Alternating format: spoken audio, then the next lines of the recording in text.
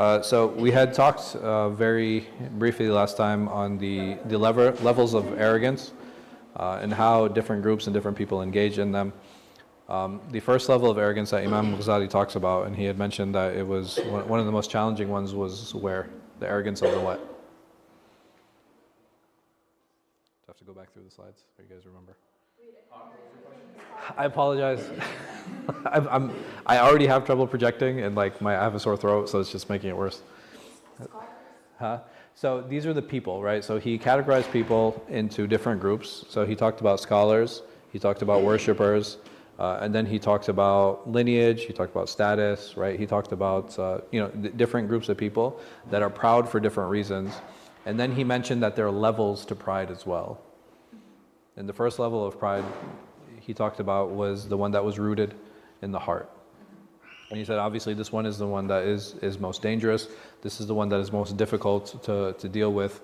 The second level was the arrogance of the limbs. And then the third level was the arrogance of the tongue. And all of these, obviously, they're all interrelated.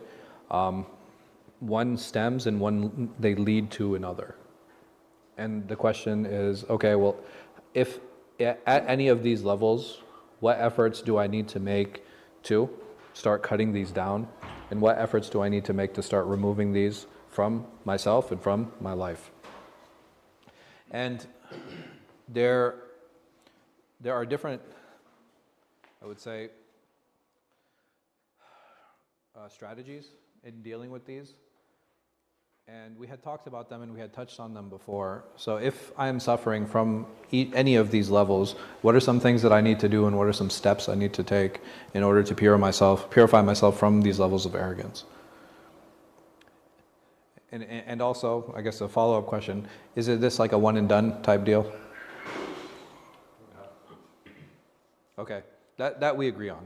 That this is not something that, okay, hey, I dealt with my arrogance and you're finished. No, that's not how that works. Right, recognition is the most important thing. If I don't recognize that arrogance, then there's no way for me to actually deal with it. And we said that is the worst type of arrogance.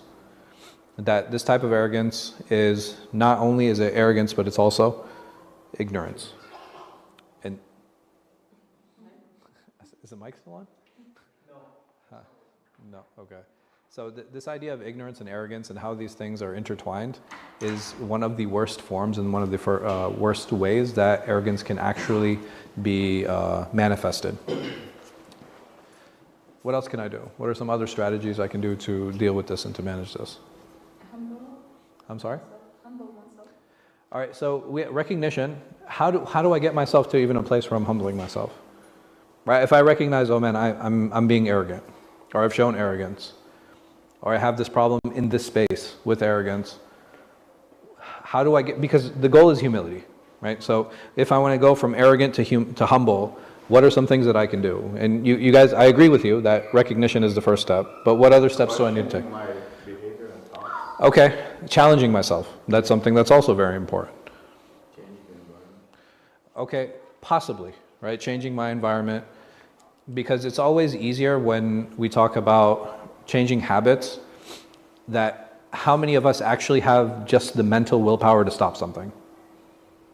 Or creating barriers. Which one do you think is easier? Right, creating barriers. Because many of us don't have the mental willpower just to stop ourselves. Because if we would, then we wouldn't have fallen into it in the first place. So creating those barriers is something that's really important. So maybe changing the environment, creating these barriers. What else can I do?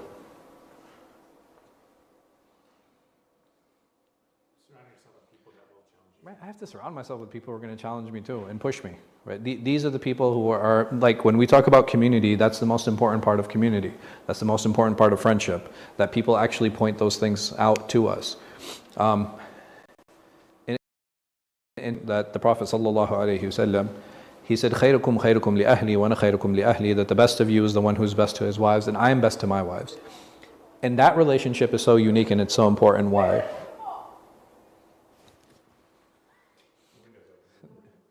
Oh, it's outside? I thought the mic was on.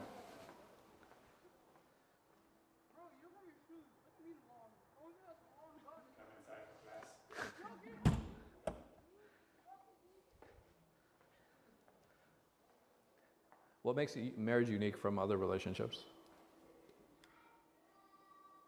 And why did the Prophet ﷺ say that the best of you is the one who's best to his wives?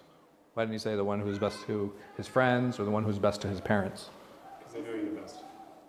Right? The level of intimacy and knowledge that spouses have about each other is not something that is exposed in other relationships. Because even with parents, is there a sense of privacy that needs to be respected? Right? 100%. And that privacy is significantly less with a spouse. What does that do? It goes back to one of the concepts that we've pushed on and we've touched on time and again. Exposes you to. Right? And what do we call that? Vulnerability. Right? This is something we touched on again and again. When the more exposed you are, the more vulnerable you are. And this is why it's important for that particular relationship, because it's very easy to take that relationship for granted. It's very easy to take what is being brought to the table for granted. And it's amazing how he sallallahu alayhi wasallam, he brings this both ways, right? So he tells men, hey, listen, you need to be good to your wives. And what does he tell women? He doesn't tell them, be good to your wives. What does he tell them? What advice does he give to them? Right, obedience is definitely a part of it. To be appreciative. Right, one of the things that he advises wives time and again, he's like, you're always thankless to your husbands. And to men, he tells them, be good with them. Yes? So he's telling the husband saying, be great and good to them. Yes. Thankful to the husband. Yes. Right? And you have different pieces of advice that he gave to different genders. Like when he went to women, how many of you are aware of the hadith where the Prophet ﷺ, he said that, they're deficient in their intellect and in their religion. You guys familiar with this hadith? Okay, contextually, what does this mean? He ﷺ, number one, he wasn't talking to men. He wasn't saying, oh men, hey, look how dumb the women are, right? Like that's not what he's saying. He's coming to them and he's presenting this to them, like, okay, hey, there's a deficiency in intellect and there's a deficiency in religion. What does that mean? Yes? Access to education or access to resources to learn these things? So he ﷺ provided those. They asked him for a specific day and he gave it to them. So the access issue is gone. So what did he mean? And he says very specifically, they say, Ya Rasulullah, what do you mean by that? He says that your witness is half of that of one man. And he says that in regards to your religion, that don't you have your cycle where you can't pray and you can't fast? Right? He clarifies that. What does he mean? And it's clear that he ﷺ wouldn't be insulting, right? That's not the goal. That's not the purpose. Why would he tell them that? Physical fact. Okay, so different scholars have explained it in different ways. One of the ways that helps me kind of contextualize it is that when it comes to decision making, because he ﷺ gave the specific example of testimony. Are there cases where a singular woman's testimony is accepted? Yeah, right. So if a woman comes and she tells her husband, like, hey, listen, I finished my menstrual cycle, would I tell her to go, like, hey, bring another woman to corroborate? Right? That doesn't make sense, right? It's very silly. There are situations where you have Ibn Qudama, he says very clearly that, okay, hey, listen, if a woman comes and she bears witness that, hey, listen, I saw the hilal, I saw the new moon, her witness is accepted. If I walk into a home and there's a woman there and I'm like, hey, listen, which way is the qibla? Right? She's going to tell me, oh, the qibla is that way. I'm not going to tell her, hey, listen, go get another woman to corroborate what you have to say. Right? It doesn't apply to every single situation. So if that's the case, is there something in the decision-making process that a woman should be aware of so that it helps her make better decisions? Because he sallallahu alaihi wasallam, why is he advising them and telling them this? He's saying, listen, I see the women in the hellfire. And then he mentions these two things. So what is he telling them? What advice is he giving them?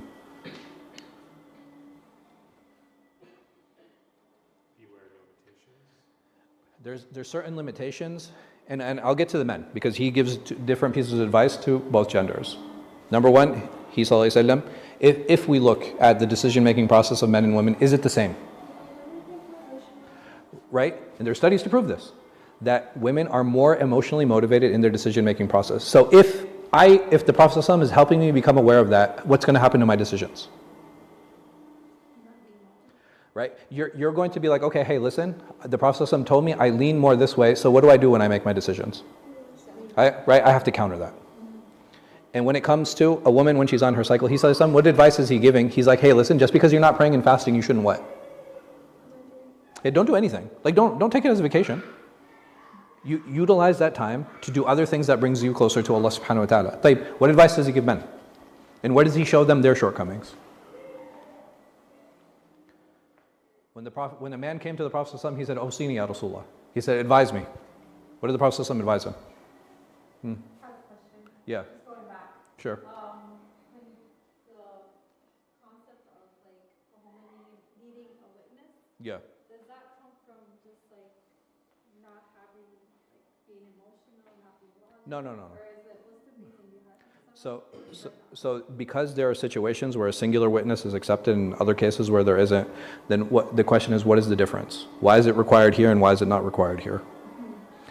The commonality that I see is that all of these involve some type of financial transactions. And in general, historically, and even today, the number of women that are privy to a lot of the financial details behind different transactions and different agreements wasn't there. So Allah knows best. So for men, what did he say? When the man came to the Prophet ﷺ and he said, "Awsini ya Rasulullah," he said, "Advise me." What did he advise him? He said, "La taghdab." He said, "Don't get angry." And he asked again. He said, "Awsini ya Rasulullah." He said, "Advise me." What did he say? He said, "La taghdab." Don't get angry. Again, "Awsini ya Rasulullah." What did he say? He said, "La taghdab." The Prophet ﷺ, he asked the companions, he's like, "What is strength?" And how do they respond? They said, "Strength is taking your opponent to the ground." And he said, what did he say? He said, "Strength is controlling your anger." So for men, what is their shortcoming? Where do they start making ill decisions? When they get angry. Very specifically, right? It's not emotions, anger specifically. When it comes to interactions, what percentage of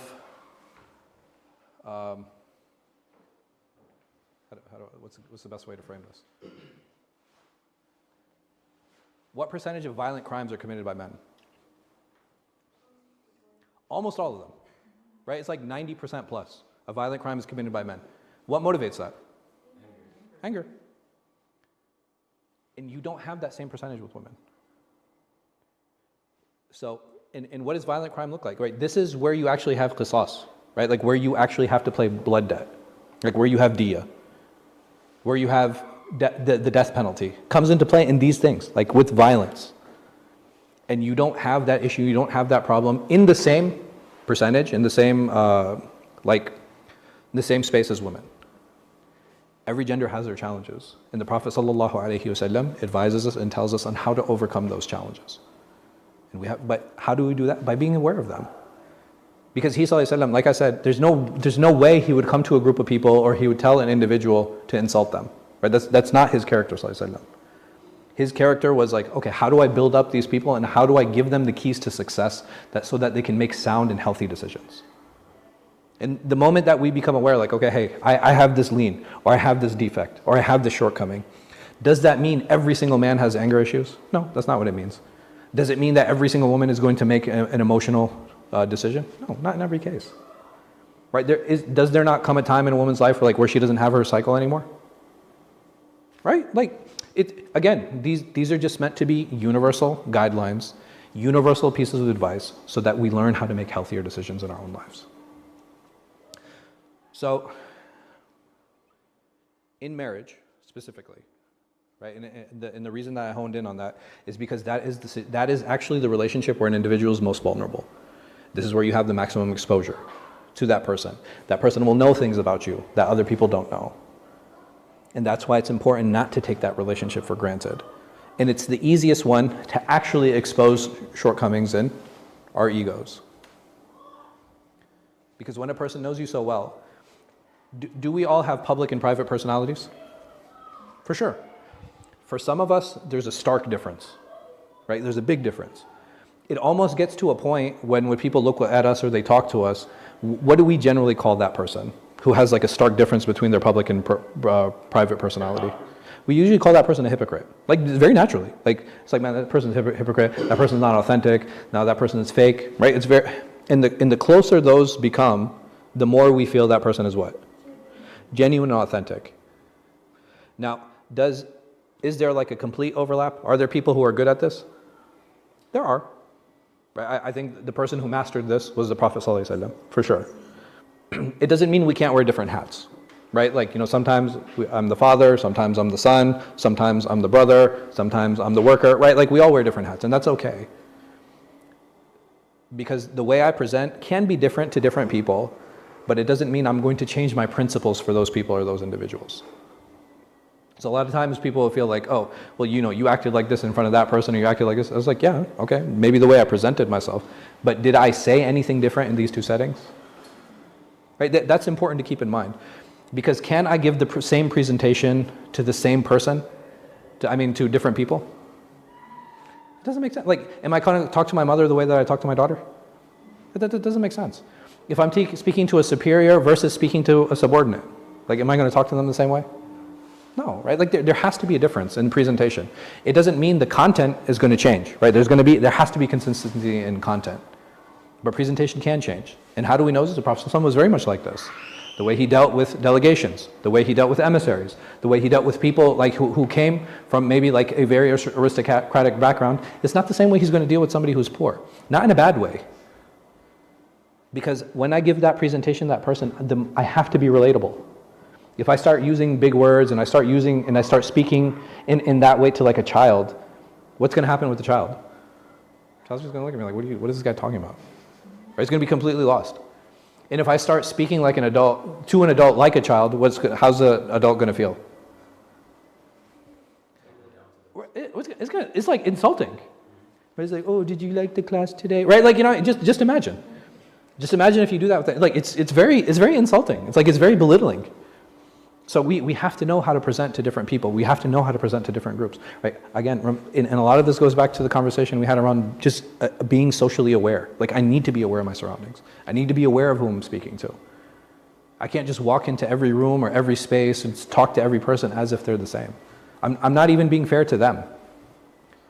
So I think understanding that, and the reason I had talked about marriage is that is the best way to actually really refine that gauge. It's an excellent way of doing that because that person has seen you at maximum vulnerability. And getting advice from my wife is not going to be the same as getting advice from a student or getting advice from a friend or getting advice from a coworker or getting advice even from parents. All of those people are interested in me, right? Like, all those people care about me, all those people want good for me, but it's not going to be the same way. It's not going to be the same advice. And even if I disagree with my spouse, I should still take what they're saying, not with a grain of salt, with a little bit more. Be like, okay, you know what? There might be an element of truth there. So what do I do at that point? I get a criticism from my wife. What do I do? Or from a friend, or from a coworker. Don't talk to me like that ever again. No. Huh? Feedback is a gift. 100%. Does that person have to give me feedback? No, they don't. So I get the feedback. Now what do? I can reflect. What else can I do? You can fight them? Yeah, you can. Right? You can fight. I never want to be friends with you again. What else can I do? Okay, maybe get somebody to corroborate, right? Especially if it's coming from a woman. Huh? No. I'm just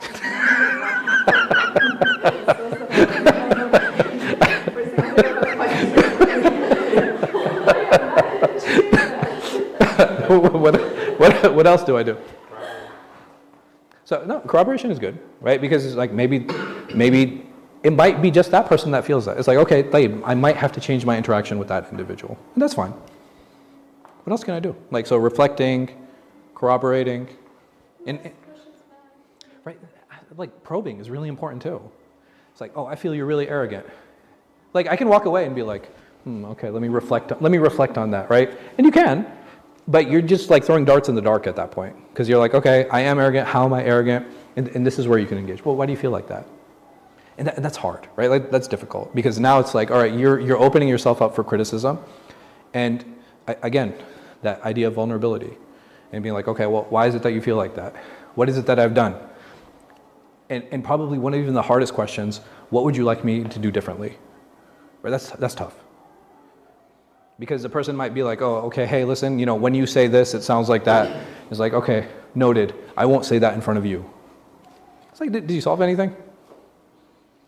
Not really. But the moment you're like, okay, well, what can I do differently? Then that's a good way of engaging. And it's like, all right, well, can that be universally applicable, or is it something that just to this situation, etc.? But it's hard, right? Like, it's just a lot of feedback, right? It's a lot of feedback, it's a lot of engagement. And the nice thing with that is, the more I learn about myself, what can I do better?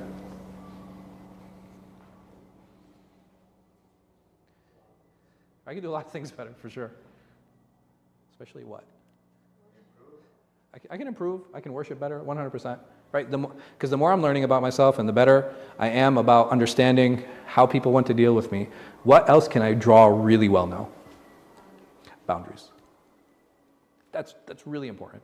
Because, and I know it might initially sound a little bit counterintuitive, but the sharper I am with my characteristics and the things that I can work on and things I can improve on, it betters my relationships because I know what I like and what I don't like. I know what I can present and what I shouldn't present. I know my engagement, what it should look like, and what type of engagement I should avoid.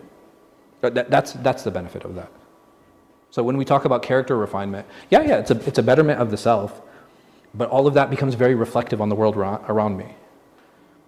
It becomes very easy for me to start recognizing, like, okay, no, that type of tone I definitely don't like. Right? Or that volume, no, that's not a natural volume, that's elevated. And this person is directing at me. Or like, you guys ever dealt with like close talkers? Right? Like, right? Like people, they'll just kind of, huh? So I get a lot of those. I get a lot of those because people want to people think it's like, they think it's like they want to be secretive. So they'll just kind of like get like really close and like cough in my ear. But like, I get it comes with the package, right? So it's a very cultural thing. I remember there's another Imam. He's like, man, it's exhausting like hugging everyone. And he's like, do you have that problem? I was like, no, like not at all. He's like, because it's interesting. He was telling me about a bad interaction he had with someone. And he was like, that person, even though I felt they wronged me, they still come to hug me. And he was like, I hugged them back. I was like, yo, bro, that must be like emotionally exhausting. He's like, yes, it is.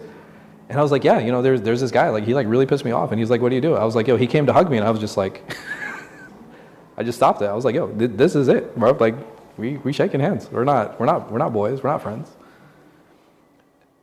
But again, having the strength of character, learning to define those boundaries.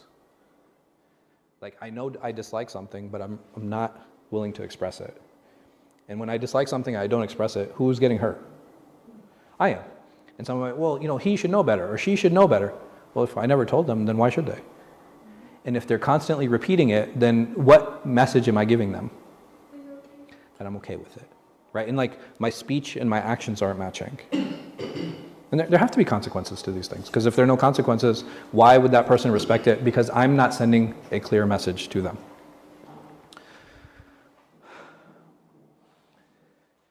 What happened here? Like, why has this individual failed? The moment I say, who is he?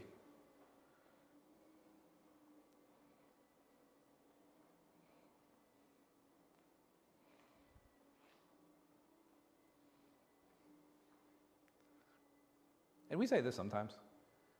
Like, well, what does she know about blah, blah, blah, right? Like, we say that. You're trying to compare against yourself, right? Remember we told you, immediately how do I know I fall into arrogance? The moment I what? I create levels. And over here, clearly it's happened. But what has he done? I ain't seen him in the masjid before. How many hours have you volunteered?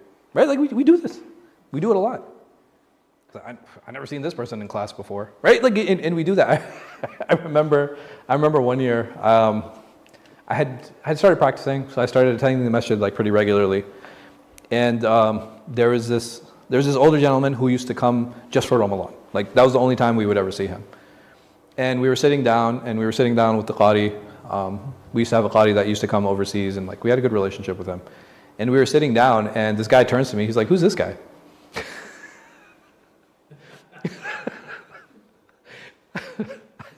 I was so furious. I was like, "Who are you?" But it was upon me to control myself at that moment. Like, okay, like what's the big deal? And does he not have every right to ask? He does. Like, why am I taking it personally? And it happens, right? It happens. We have to learn how to catch ourselves. It becomes very easy to fall into that trap. It becomes very easy to create our own status. Like, we start thinking in our heads, like, I'm this person, or I am now a masjid goer, right? Or I am now this, or I am that. And the reality is like, yeah, we're nothing. Like, we really are. Anything that we have is because Allah subhanahu wa ta'ala decided out of His infinite mercy to grant that to us. Not because I worked for it. You know, how many people have worked so much harder than we have and have achieved so much less? Like, Allah, His fadl, He gives to whoever He wills, He takes from whoever He wills. And at the end of the day, that's exactly what it is. It's a fadl. Like, it's a virtue that He blesses. I'm not deserving of that. You know, may Allah protect us. You guys ever seen this one too? Man, this one's crazy. It's like, oh, did you see that? So-and-so made fun of me, so now his kid is sick. Like, what? Yeah, what does the kid have to do with this? Like, that's so foul. Like, why are you thinking like that? It's like, Allah has taken revenge on your behalf on somebody who has nothing to do with this. It's like, no, his heart is hurt now. It's like, bro, what? It's like, listen, you're petty. Allah is not. And it's amazing, like how sometimes we frame our relationship with Allah subhanahu wa ta'ala in a way as if He's like my personal, he's like my personal vigilante. It's like Allah will fulfill my, you know, like, yeah, He'll fulfill my revenge on this person. It's like, dude, Allah is not Batman, dude. Like, it's not even an appropriate way of thinking of Him, Azza wa Jal. It's like, it's such a pity, like, it's just a petty, small-minded way to deal with and to talk about Allah subhanahu wa ta'ala. And not just that, if I believe that Allah, like, it's like, oh, hey, Allah, go get him. You know what I mean? Like, just, like, it's so arrogant. Right? It's such an arrogant mindset. It's like, why would I believe that Allah is at my beck and call? Like, not in that way. Like, yeah, Allah subhanahu wa ta'ala is at my call when I ask Him for something, right? Like, it's a very one-way relationship in the sense that I can't dictate to Allah subhanahu wa ta'ala anything. Right? I can't have Him like, oh, go hurt this person, or go take care of that person, or do this. Like, we ask for justice. Like, we seek it. You know, we ask for forgiveness, we seek it. But it's like, oh no, you know, go get him and go do this. Like, it's so small-minded. And like I said, it's amazing how Allah subhanahu wa ta'ala says in Hadith Qudsi that أَنَا عِنْدَ ظَنَّ عَبْدِي بِهِ. Like, I am whatever my slave thinks of me. And sometimes we're so small-minded that we actually project that onto Allah subhanahu wa ta'ala. You know, and it's really arrogant. It's really, really arrogant. And it's really unfortunate. May Allah subhanahu wa ta'ala protect us.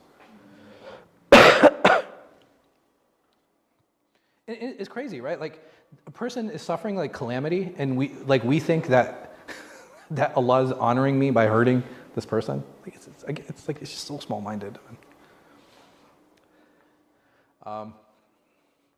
These are some signs and things for us to be aware of. And we had talked about this before, right? There's a difference between being encouraged and actually falling into riyā. You guys remember that discussion? So how do I know it's encouragement and how do I know it's riyā? Right, it's a really personal thing. I know. Like, I know exactly when I'm showing off. And I know exactly when, like, man, all these people are praying, I should pray too. Right? These are two different mindsets. Is there anything wrong with that? All right, you know, maybe if I was home alone, I wouldn't have finished Tarawih. I wouldn't have made all those rak'at. But I'm in the masjid, and I feel motivated. Is that riyā? Absolutely not. Like, take advantage. Like, sometimes there are different things that motivate us in our lives. And if there is something that is pushing me and something that is motivating, like, take advantage of it. Run with it. I think that's great. It's not something we should be ashamed of. Because the alternative is that if I don't take advantage of that motivation, what am I going to do? Complacency. What, complacency can definitely be a part of it, but I don't take advantage of the motivation. What is the end result? What is the end action that happens?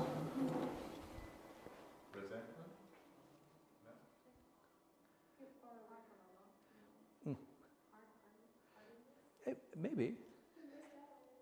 Right, I won't do the action. Yes or no? Right? Like if I don't take advantage of the motivation, I'll be like, no, this is Ihya. So what do I do? I just sit there. And remember, what is the goal of the shaitan? Right, to remove the reward. And there are two ways to remove the reward. Either making me do something out of riya, or what? Or not doing it at all. Like you see how both of these reach the same result? Right, so like whenever you're motivated, like take advantage. If you get a phone call from a friend, it's like, bro, come through. It's like, yeah, let's just go pray over there. Okay, please, bismillah. Take advantage of it.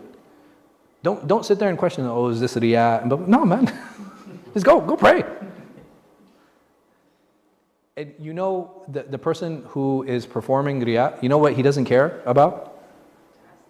Yeah, he doesn't care about whether he's performing riya at all. Like, they're not going to ask themselves these questions.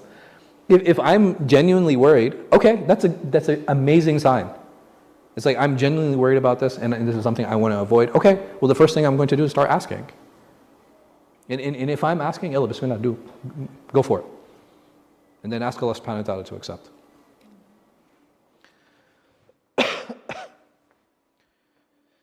Here he talks about different motivations that are just foul, right? You know, one of the reasons that he's in constant competition with others. And when Allah subhanahu wa ta'ala, he talks about competition. He says, فَلْيَتَنَافِسِ الْمُتَنَافِسُونَ. He said that you will compete for paradise. How is that different than this? And well, let me ask the first question. Is competing for paradise good? 100%. Like, you want to try to outdo each other in good deeds. What is the problem here? Right, the difference is intention. So what is my intention when I'm competing with someone else for good deeds? Okay, I want to do more than the other person, but why? Is it about the person? Does it matter who this person is? No. I just want to do him. It's like, I want to be first into paradise. I want to be in the highest part. Well, this person gave 10,000. Well, you know what? I want to give 15,000. Right? Like and this is healthy competition. Right? This is something that we should be striving for and something we should be pushing for. Like over here, why is this unhealthy? You should compete against yourself, not against others. Well, I'm saying sometimes you can set a bar when there are others around. Right? It has nothing to do with actually paradise. It has to do with what? How other people actually view him and see him. Right? It's because the goal isn't paradise. The goal is what? The hearts of the people. I'm sorry? Maybe. And someone might be like, well, how does somebody clout chase? How many of you have Instagram accounts? Like almost all of us, right? You know, mashallah. Some people get kicked off. But there's... and some people try reopening them and they get kicked off again. So... What happens with a lot of people who are on these accounts, even if they're producing religious content, what happens? Right? Your intention might have started off pure, but all of a sudden you start seeing more followers, you start seeing more likes, and what happens? Dopamine. Right, there's a dopamine hit, right? Like you feel good. So what do you start doing? You start posting more, right? You start engaging more. It's like, okay, then you start figuring out, it's like, okay, you know, how do I like work a social media campaign around this so that I get this type of engagement, or I need to vary these certain variables in these things. It can become very intoxicating, like very much. And instead of my intention being pure, instead of my intention being, okay, I wanted to please Allah subhanahu wa ta'ala, now it's like, okay, well, how do I get more engagement? Is there anything wrong with seeking more engagement? Is there anything wrong with like getting likes? No, there's nothing wrong with those things. Like inherently, like by themselves, they're very benign. But the moment my intention starts shifting, the problem is here, right? It's not in the phone. The problem is here in the heart. And we have to make sure that we're constantly engaging and constantly trying to fix that. What are some ways to curb that? Run anonymous accounts. Anonymous, so you don't get The anonymous accounts? Okay, that's definitely possible. Right? I can run an anonymous account. So checking myself and checking my intention. What else can I do? Attach something good to the engagement. Like, I don't know, maybe like, if you have the fear of being arrogant, Yeah. I don't know, like, if you had like maybe like, if you reach X amount of likes, you would do something good. I don't know, like, maybe like there's a positive outcome that could So come out of it. if I get 100,000 likes, I'm going to. No, not like that. Not like that, like, I don't know, like, try to like, No, okay, setting goals for yourself. setting goals. Like, Yeah, positive goals that come out of setting it. positive personal goals, Yes. right? Not necessarily an announcement. If this video gets 1,000 likes, I'll go. Like, no, it's like I'll donate a bowling ball to the next homeless guy. No, I'm like, I'm sorry. Breaks is really important. Also, and because there are very purposeful breaks from things. It's like, okay, how am I going to feel without this in my life? And all of a sudden, like, if there's that sense of emptiness, it's like, okay, no. This is probably, I'm heading down a dangerous path. Another easy way, giving someone else access to the account, right? That's always important. Like, it's like, what do they call that person? A media manager, wow. It's accountability buddy, right? I think those are always, yeah, right? It's really important. Why? Because, Well, they do, making sure that you're not having engagement you shouldn't be having, right? Because the problem is, like, when you start getting really popular, what is going to come with clout? Right? Well, haters, right? No, it happens. And the thing is, from those DMs, some might be sincere, some are catfishing, some are whatever the case might be. But at the end of the day, when you know somebody else has access to it, you're not going to act the same way.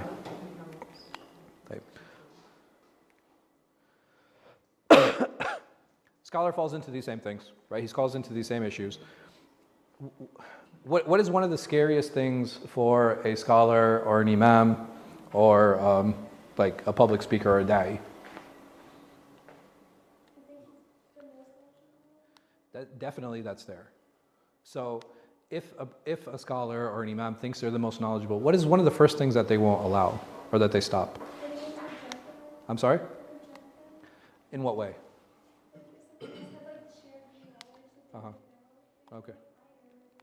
Okay. So they would challenge them. That's possible. Even though challenging in and of itself is not a bad thing. Maybe. Maybe not continuing their education. Okay. Maybe on a very personal level, right? They might stop learning. They might stop asking questions. Surround themselves with people that are yes men. Right. So one of the things that happens is that they will not surround themselves with people who can actually challenge them, but people who will agree with them. Another thing that they won't do is they won't platform anyone else. Because essentially, this person, even though he's saying all this, he's actually very what? Huh? Cranky? Oh, arrogant. Yeah, yes, he is very arrogant, but there's something else going on. If he's not platforming anyone else, what else is happening?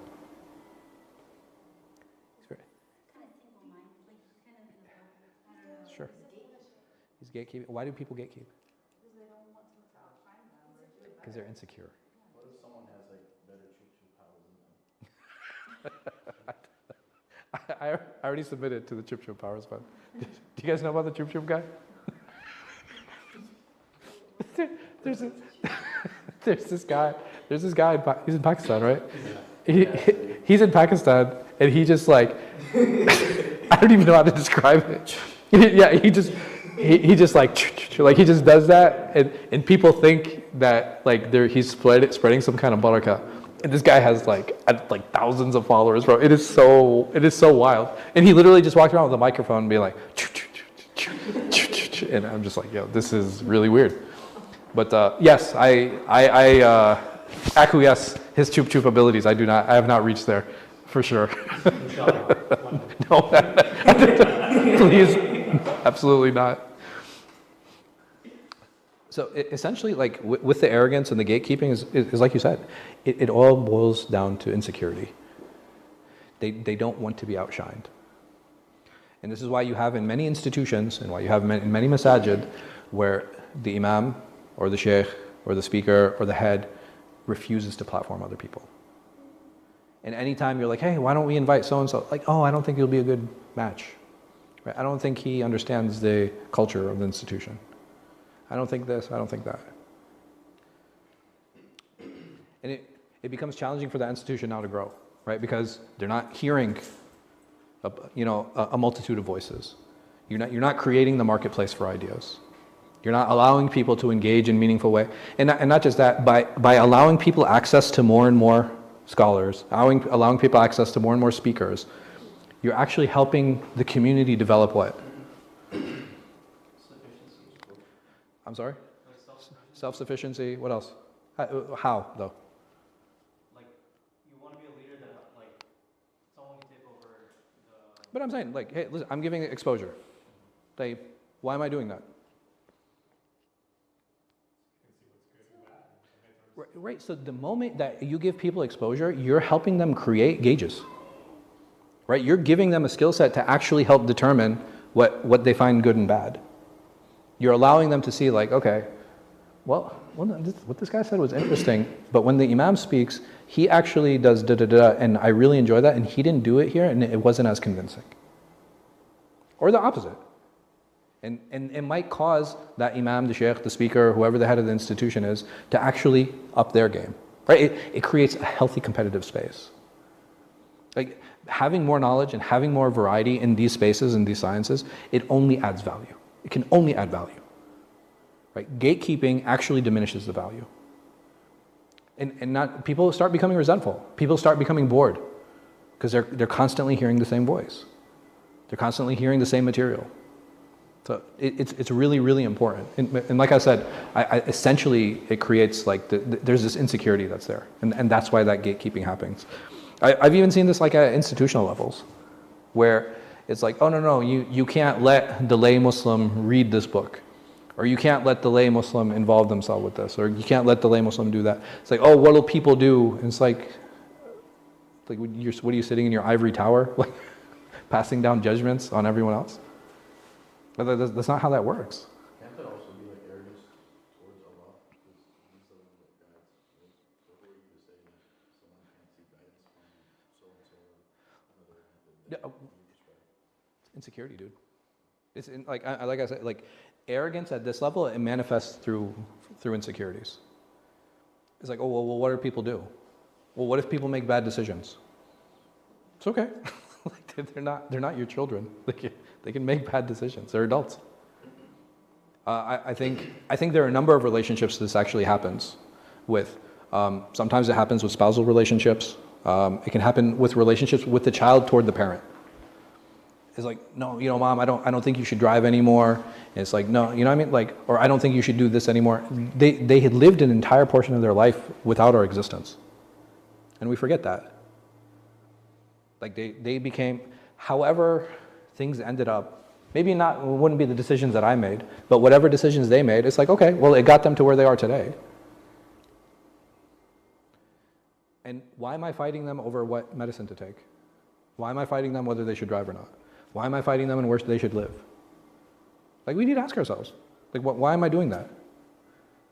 If I understand that my father is not my child, if I understand my mother is not my child, if I understand my aunt, my friend, like these are not my children, the most I can do is advise, but I have to learn to let go. Well, if I'm not there, then the whole house is going to fall apart. Okay, I mean, that's sad. But what else? What more are you going to do? I had a young woman come by and she was like, my mother, like, we're having these problems and this and that. I'm having issues with my brother and people aren't doing this. I was like, I'm very sorry to hear that. I said, okay, well, there are a couple things that I would suggest. Yeah, I was like, you want to take control of these things? She was like, yeah. I was like, okay, you're going to have to get legal guardianship of your mother. She was like, I can't do that. I was like, well. I was like, why? I was like, because the nurses and the state came in and they said that she's fully capable and she can make her own decisions. She was like, yeah. I was like, think about that.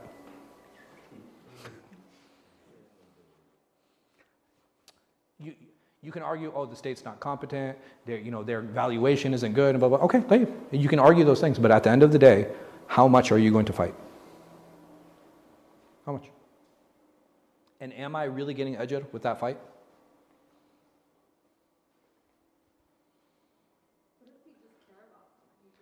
see that they're Then, not yeah, doing well, sure. or just try to protect them. You love and respect them. You can tell them, like, hey, I don't think this is a good idea. Hey, I disagree with this. You don't want to come back later and be like, I told you, right? Like, you don't want to do that either. But at the end of the day, is this person not an adult? Right? And regardless of how you feel about the state, regardless of how you feel about the government, yes, I feel they're incompetent. Yes, I feel they don't have good evaluation. I feel they don't have good skill sets. But it's an unbiased third party.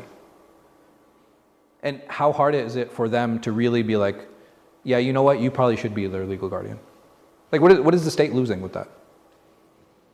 Just honest question. Nothing. And if I have that unbiased third party coming in and they're like, yeah, well, he seems like he can make his own decisions. Does it make sense for me to hide the car keys? You know what I mean? It's like, oh, he's just going to get into an accident, blah, blah, blah. It's like, I know, I don't want him to. Like, I don't want him to get hurt.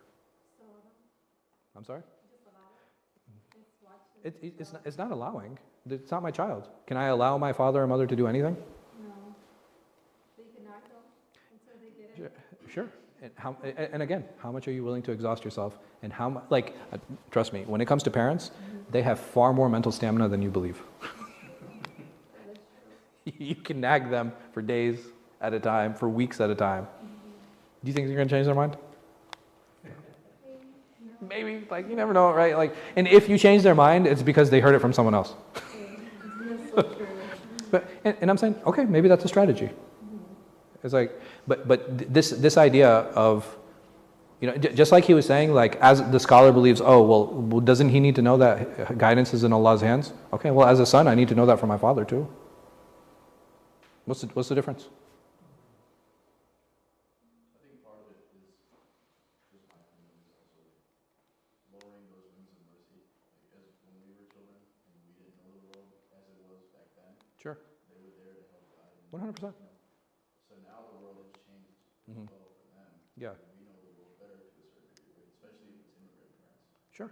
So So who it's just where do you draw the line of what you can and cannot assist them with? so my question is like, okay, well, who helped navigate them up until this point today? That was a different world. No, Allah did absolutely. But No, I'm saying it was they themselves, right? You know, with Allah's subhanahu wa ta'ala's mercy and oversight like that, it's like, okay, well, in the last 6 years, their capacity to make decisions has been diminished and they're not doing as well. Sure, I get all that. But they're still making decisions. And not just that, there are hundreds of decisions that we all make every single day, them included, and you're not standing over their head. Right? They're deciding how much salt they want to put in. They're deciding on how long something needs to be cooked. They're deciding when they want to go to the bathroom, when they don't want to go to the bathroom. And there are extremes to this, right? Like, you know, there are people who have dementia. Yes? Like, and may Allah subhanahu wa ta'ala protect us and our parents. When it gets to the point of dementia, what do? At that point, even the state is going to be like, no, you're the legal guardian now. It does, it happens. But once I'm a legal guardian, khalas. Right? I have a third party who said, like, all right, you know what? I'm the one that's going to make the adult decisions here. At that point, make the adult decisions. But up until that point, guide, advise, remind. But otherwise, it's just, you want to talk about mercy? Is it mercy to yell at my mom? Mom, I told you 7 times, like, don't take that. Where's the mercy? Like, we talk about lowering the wings of mercy. Where is it? Stop being ridiculous. Why do you keep talking to that person? You know that they keep giving you bad advice. Where's the mercy? Is it because we want to help somebody that can't be helped, doesn't want help? But that's the key right there, right? They doesn't want help. Just here, let me frame it a different way. Just because they don't want help doesn't mean that do they not want your love? I can show love without supporting the decision. And this can happen in so many different ways.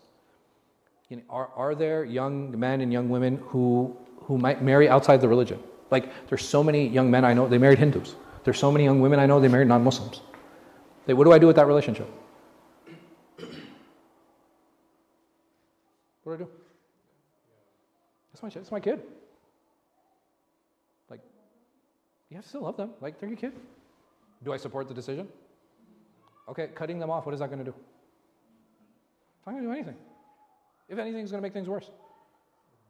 So whatever semblance of Islam this child had, The only connection that he had to it is what? Is gone now. There's a young man that married a Hindu woman. He had a daughter, huh? Mamdani? No, his mom is Hindu, bro. His wife, girlfriend, I don't know. His wife is Syrian, yeah. She's actually Muslim. Yeah, I think she's Sunni though.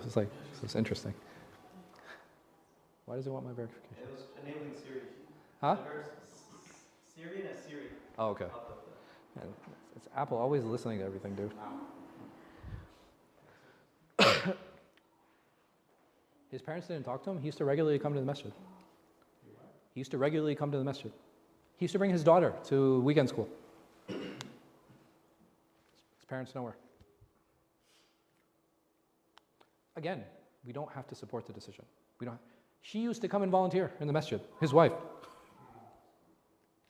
You just don't, I hope Allah subhanahu wa ta'ala has guided her by now, but like, you just don't know, man. You just don't know, and it's like, we have to give space for people to make bad decisions. Not because we want them to learn a lesson. It's like, okay, fine, here, Dad, take the keys. I hope you get into an accident. Like, right? Like nobody wants that. Right? Nobody seeks that. It's like, oh, I hope he learns his lesson. Why? Why would you hope he learns his lesson? It's like he takes the keys. It's like, yeah, Allah protect him, please. Right? That's the most we can say. It's like, okay, what can we do? We can try to set them up for success. Have their phones put the you know what I mean, like there's different softwares, like, you know, there's different bands. It's like, okay, please, you know, if just please, I promise I'm not gonna, just wear this band. That's all I want from you. Maybe it'll monitor their heart rate. It'll automatically send, like, you know, a message to, like, you know, there's those different services that are there. It's like, well, I'm worried about this. Okay, well, see if you can afford the insurance for the consequences of whatever it is that happens. Right? Those are the things that we're worried about. Because at the end of the day, if our father or mother or whoever it is, if they got hurt, right? If they got hurt, and whatever the consequence of that was, is that, okay, well, now they need an aid all the time. If I was there, I wasn't there, didn't Allah subhanahu wa ta'ala will for that to happen anyway? Right? And instead of it being like a constant battle and struggle to get to that point, what if I just kind of backed off and just asked them, hey, is there anything you need? Is there anything? Well, you know, I'm planning on driving to Wisconsin. But I was like, yeah, I don't think that's a good idea. It's like, okay, please, can you at least talk to the doctor before you go? That's it, right? You know what I mean? That's the most we can say. But what did the doctor say? The doctor's stupid. Right? That's the response that we get. Doctor's stupid. Doctor doesn't know what he's talking about. Can I buy you a plane ticket? Ask. Right? That's love. Right? That's love. That's lowering the wings of mercy and humility. The problem is, like, we excuse our bad behavior with them because we want good for them so bad. And it's